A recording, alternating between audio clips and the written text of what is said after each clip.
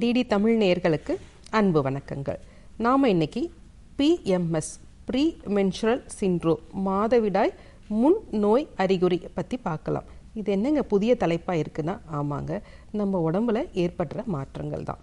ஒரு பெண் வயசுக்கு வந்ததுலேருந்து அந்த மாதம் வருகின்ற பீரியட்ஸ் நிற்கிற வரைக்கும் ஏதாவது ஒரு அறிகுறி உடம்புல ஏற்பட்டுகிட்டே இருக்கும். அதுவும் மாதவிடாய் வருவதற்கு முன்பாக சில அறிகுறிகள் ஏற்படும். இந்த அறிகுறியை தான் நம்ம ப்ரீமென்சுரல் சிண்ட்ரோம் மாதவிடாய் முன்னோய் அறிகுறி அப்படின்னு சொல்லலாம். இதில் என்னென்ன இருக்குது அப்படின்னா, சில பெண்களுக்கு இந்த மாதிரியான அறிகுறிகள் ரொம்ப அதிகமாகவே இருக்கும். தலைவலி, கழுத்து வலி, உடல் கனத்து போன்ற உணர்வு, வயிற்று உப்புசம், வயிற்று வலி, மார்பகங்களில் வலி, இந்த மாதிரி உடல் முழுவதும் ஏதாவது ஒரு வலி இருந்துக்கிட்டே இருக்கும். உணவு செரிக்காமல் இருக்கும். வாயு தொல்லை அதிகமாக காணப்படும். ஒரு சிலருக்கு தசைகள் பலமாக வலிக்கும், இடுப்பு வலி இருக்கும், கெண்டைக்கால் பகுதியில் வலி இருக்கும்.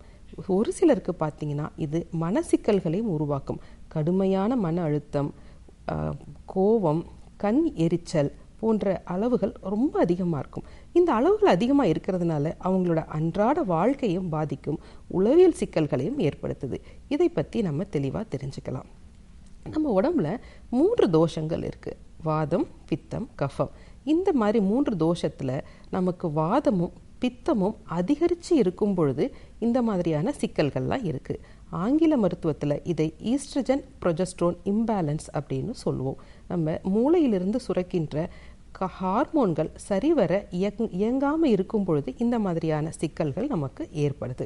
இதை எப்படி நம்ம தவிர்க்கலாம் அப்படின்னு பார்த்தோம் அப்படின்னா, முறையான உணவு முறை இதற்கு அவசியம். நல்ல சத்தான உணவுகள் எடுத்துக்கணும். நீர் சத்துள்ள உணவுகளை அதிகமாக எடுத்துக்கொள்ள வேண்டும். உடற்பயிற்சி, மிதமான உடற்பயிற்சி இதற்கு கண்டிப்பாக தேவைங்க. கண் விழித்தல் கூடாது. மெலிதான இயல்பான யோக பயிற்சிகள் இதற்கு செய்யணும்.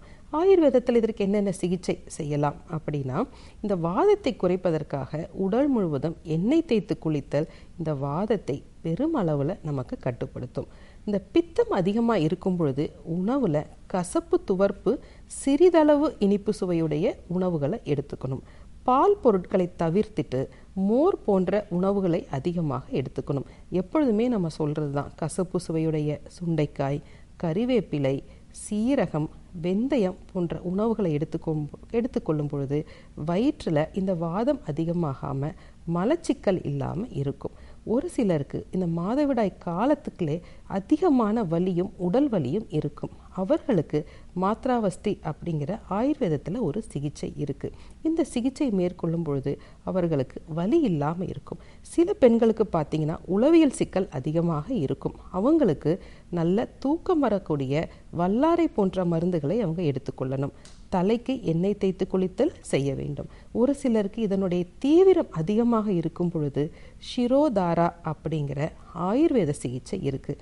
இதில் மெலிதான எண்ணெயை தலையின் மேல் பகுதியில் ஒரே சீராக ஊற்றுவார்கள்.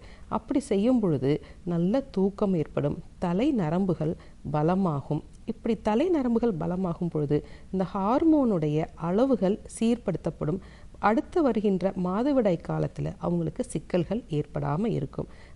இதே போல் தினமும் நல்ல உணவு முறையும் வாழ்க்கை முறையும் அவங்க பயன்படுத்திட்டு வந்தாலே இந்த ப்ரீமென்சுரல் சிண்ட்ரோம் அப்படிங்கிற சிக்கல்களிலிருந்து நம்ம பெருமளவில் விடுபட முடியும்.